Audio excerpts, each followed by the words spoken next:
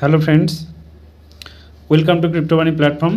আজকে আমরা যে বিষয়টা নিয়ে কথা বলবো সেটা হচ্ছে যে ক্রিপ্টোতে স্টপ লস সেট করার ধাপ। স্টপ লস মানে কি?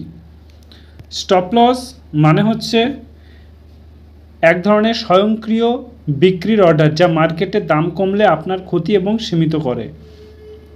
ধরো তুমি সাপোজ 30,000 টাকা তুমি ইনভেস্ট করলে বিটকয়েনে, বা 30,000 টাকা বিটকয়েন কিনলে এবং সেটাকে 18,000 টাকায় নেমে আসলো। ঠিক আছে, তুমি ভাবলে সেটা আমি বিক্রি করে দেবো। ঠিক আছে, তাহলে তোমার তখন স্টপ লস সেট করলে কত? 2,000, রাইট? 2,000। তাহলে কিভাবে সেট করবেন?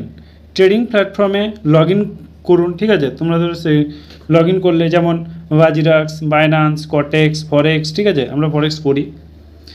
বিটকয়েন নির্বাচন, যেমন ধরো বিটিসি বা ইথেরিয়াম। ধরো আমি বিটিসিটা নিয়েছি। স্টপ লস বা অর্ডার অপশন বেছে নাও।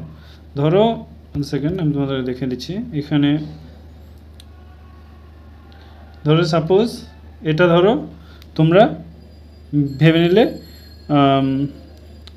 স্টপ লস, তোমরা এখানে নিলে, ভাবলে যে এই পর্যন্ত আসতে পারে, কিন্তু আসলো না, নিচে নেমে গেল।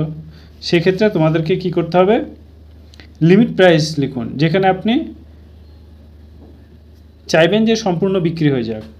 অর্ডার কনফার্ম করতে হবে। খুব কাছে স্টপ লস রাখলে ছোট ফ্ল্যাকচুয়েশন বিক্রিও হয়ে যেতে পারে।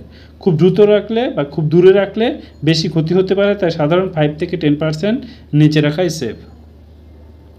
এরকম ইনফরমেশন ভিডিও পেতে আমাদের চ্যানেলটিকে অবশ্যই সাবস্ক্রাইব করুন। Thank you, all the best.